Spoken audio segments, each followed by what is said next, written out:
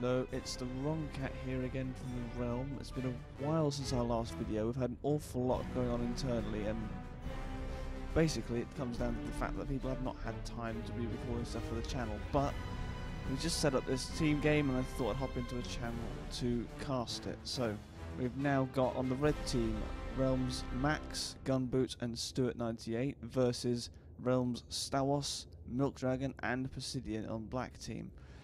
Let's have a little quick look at the starting locations. Both teams appear to have gone for, oh no, I apologise, black have gone for a 3 commander start in one location, which is interesting. Generally in team games it's the favoured tactic to spread yourselves out a little bit, to give yourself wider coverage, which gives you more access to more resources earlier. We'll see how that plays out for them. Red in the meantime have gone for 1 dual commander start and 1 solo commander start down here. No way of knowing who is who at this point because we're all on shared armies, everyone has the same colour. Standard opening build there from the solo player. Also that was a ping. Red have already scouted black, that's what that ping was for. So they've, I think, identified that all 3 commanders are in fact there. So that's, again, because they know everything is here, that's a huge disadvantage to black really early on because, well, essentially red knows that they have got free reign over everything in between these two, and that's a huge economic area here in terms of metal distribution. So we will have to see how this plays out in the long term. Of the 2 teams, it's hard to say whether one is stronger than the other. I've not actually seen too much play of Pisidian and Stawos. I've seen plenty by Max and Stuart, and both of them are fairly competent in verging onto strong players.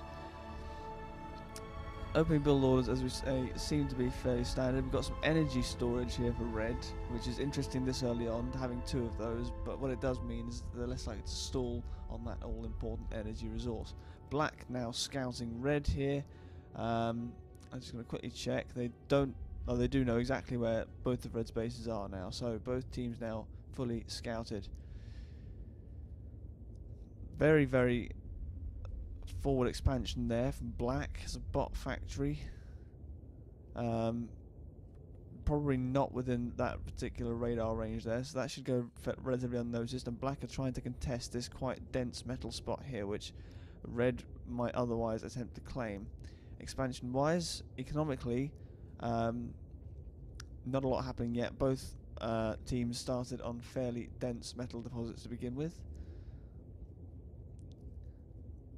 Is that what I think it is? That's an advanced air factory from black already. That's very, very quick. We're only in minute 3 of the game. That's very, very fast transition to T2 there. However, given the current state of the game, not an unsensible option, particularly because they've got all 3 players here. They're able to put up defences around it quite happily. Another ping. Red have now spotted this black proxy base. That will not probably be very long for this world. Let's have a look at what factories we've got here. We've got a row of vehicles over here. I'm surprised actually that the player this far away from black has chosen to go vehicles, because they are the slower of the 2 land-based combat units. I would have thought this particular base here would be focusing on bots and air. In fact, we've already got an advanced vehicle factory here. The only conceivable strategy I can think behind this is that they're planning to do some drops with some transports later on in the game. We'll see. Oh, my apologies, of course, that's actually not the further of the 2 players, that is the closer base. I disorientated myself here, and this player is indeed going bots and air as I expected that the further player would. Black, however, now, if you look at it from this particular angle, you can see that at black's shortest routes to the 2 red players are on more or less opposing sides of their base. So in terms of defense, black are going to have their work cut out for them if they decide to go for a 2-pronged attack. Advanced bot factory also going up here for black. So very early on in the game, we're not even into the 5th minute. There's been very little early aggression thus far. I've not seen any explosions, just a lot of scouts flying over air defences. But you've got some vehicles here, ground vehicles. But combat units for black, more or less non-existent. They're limited, in fact, exclusively to anti-air bots. So both teams are very much rushing T2 we are on a large enough planet where early confrontations are not all essential, but really Red should be doing something to deal with this expansion here. I did say that it wouldn't last very long, but it's been allowed to grow and grow. They've put defences down. It's going to be a hell of a lot harder for Red to dislodge Black from this little area here now. Just having a quick look at the economies. Not a huge deal of disparity between the two. Black certainly seem to have more energy, but and they don't appear to be making particularly good use of it. So perhaps they're overbuilding on the energy department. Another ping. Black have pinged the second Red player, the solo Red player down here, presumably having targeted their advanced air factory. But so far we've seen several pings already this game, no action taken in response to them, certainly not within what I would deem a reasonable time frame. This base here is going to be a real problem for Red, but here we go, the first raiding party of the game. Defences wise, a single T2 turret, T1 double laser turret I should say, will probably be enough to deal with the majority of this. Those Infernos really ought to be in the front line to soak up some of the damage from that. We've got some bomb bots here, not really a very good tactic against tanks, in my experience. Those Infernos really need to be a bit closer to there we go, that's much better. Keep the Infernos close to the front line. And there we go, that's probably going to be able to take down that laser turret there now. That's good, and that's Black's forward base is in a bit of trouble here now. Quickly throwing up some more defences, but it might be a little bit too little too late. That's a big waste of resources there for Black. Having said that, the payoff time for metal extractors is minuscule, so they've actually been able to benefit from this to a degree before its demise. So not entirely a waste, but the factories, the turrets, and the engineers that have been killed in the process, certainly a waste there. But that's fairly established now. That's going to disappear. We have an orbital factory here from Black, building orbital fabricators. We are on a single planet system, so interplanetary is not really a consideration. I'll be interested to see what their plans are with that. And we should now start to be seeing some T2 units streaming onto the battlefield. We've got the energy production and the metal production already here from Black. The T2 economy is vastly superior to T1 economy in the current state of the game, which of course is one of the main reasons for both teams going T2 so early on. We're seeing plenty of Tech 2 on the battlefield already. And the second wave here, that actually there was an effective stoppage here by Black of this little force. I'm not entirely sure what killed those, I was not watching. I suspect gunships may have a little to do with it. There's not a lot of anti-air here, there's a single anti-air unit.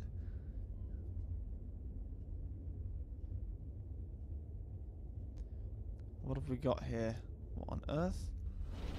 Are those assisting? My god, they are. Those are bots assisting energy production in space. And that's actually a very good strategy, because these are fairly well defended here now from any ground-based assault that Red can possibly throw at Black. So unless Red thinks to go orbital, that is a fairly stable and safe set of energy production there, which is actually a very, very good investment.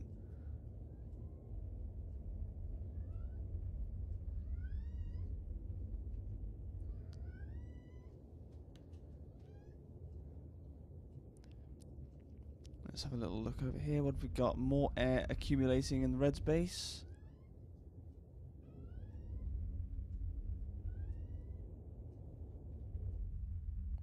Idle bot factory there. Probably not intended. There we are. That's burst back into life now. Lots and lots of energy we're seeing here from Black.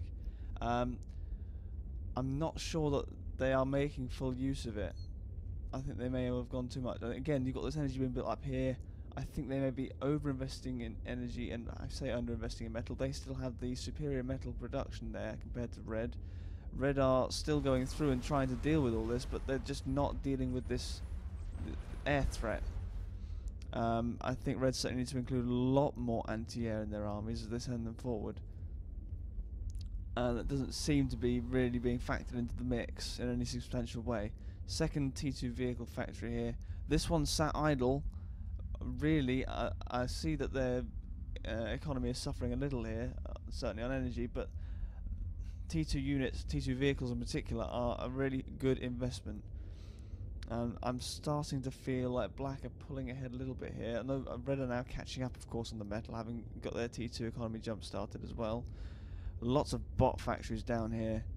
T1 bots, as we head into the late game, probably slightly less effective, but as long as you, I suppose, have your vanguards up in the front, leading the way and absorbing the damage, then they can come along and tidy up afterwards.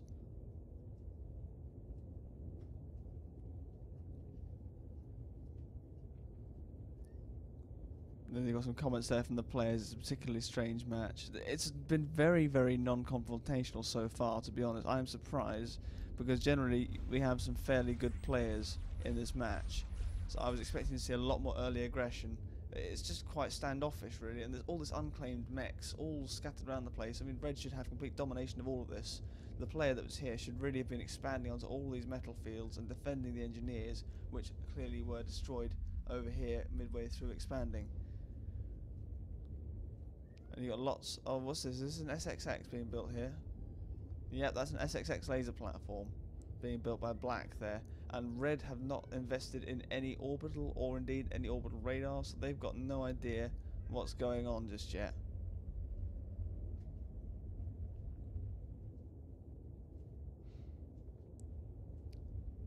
And this just looks absolutely ridiculous. I'm sorry, but all of these things... Yeah, Red have spotted the weird nanolathe particles flying through the air, and I don't think they're quite sure what to do. I've never seen that before. That is absolutely ridiculous. I mean, the orbital fabricators, of course, come and build their teleporters, but the fact that these things are able to assist things being built in space, not really. That looks rubbish, doesn't it? Anyway, back to the game. Such as it is, large armies amassing. But not moving out. There's enough there to take out all of this metal production here. I'm expecting to see nukes this game, because it's been very, very... There we are. Look at that. That's a nuke. There's just neither player's really attacking each other. They've got a nuke over here as well. It's going to be quite probably a boring nuke fest to finish, and maybe an SXX is a bit of a highlight.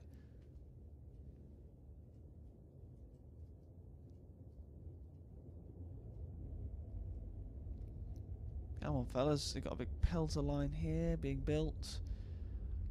Lots of flak, which means any air which Red send via this route is going to get shot down.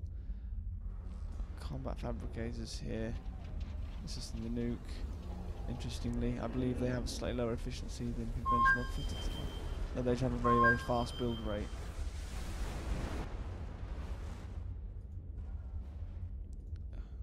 All of these pings, but no one actually reacting to them. Got a big army here. Oh, there we go. Some vanguards. Well done, Red. Some aggression. And the vanguards are being reclaimed by combat fabricators. That is so cheeky. Really effective, though. That's a very, very good micro there from Black. I have never seen that one used before. That's so much more effective than actually trying to kill the things. That was very, very good play. Those vanguards should have been able to do a lot more damage than they did, but those combat fabricators stopped them. Ah, here we go. Black have seen what's coming. Let's have a little look on here. Yeah, Black have seen that quite happily. I don't know what they're planning to do with it. Yeah, they're having a look. Oh, half of it is anti-air. I think Black are probably quite content just to let that roll through. It's not too much of a threat. Red have now caught up in the orbital game here. 3 orbital launches. And the first nuke has been unleashed.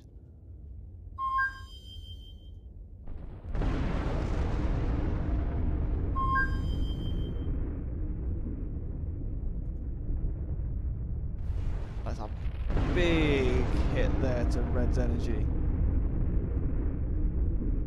That's an advanced radar satellite now. And so Black really did play quite well by getting to the orbital game early here. I'm not sure where the SXX laser is. It's actually quite difficult to keep an eye on the orbital shell as a spectator. There it is. Come here. Where's it gone? There it is. It's still only half completed.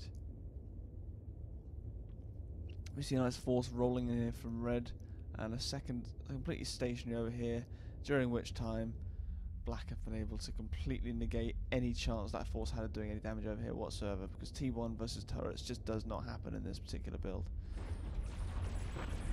Pelter's making a fairly light work of this army.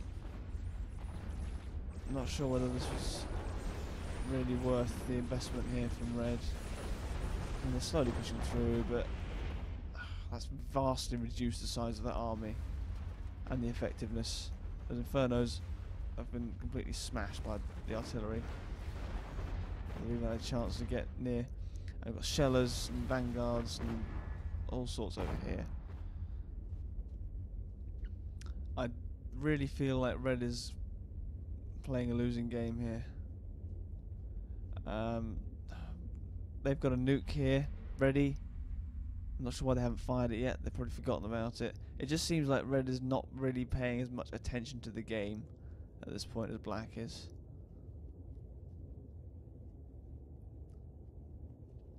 He says as a nice little Red army sweeps through.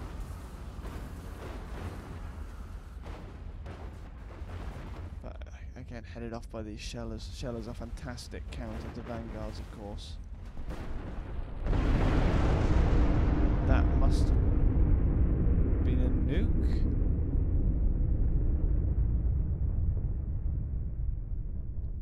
What on earth caused that? I didn't even see that one.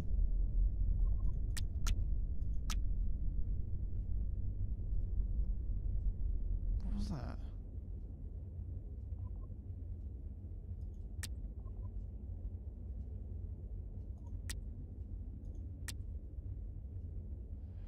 I think people may have just suicided commanders at this point.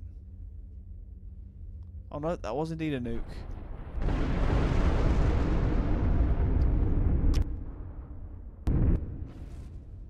And Black GG'd it. So actually, having said that all along, Black were really dominating force there. Red managed to pull off a surprise nuke. That was a very, very strange game. Very strange indeed.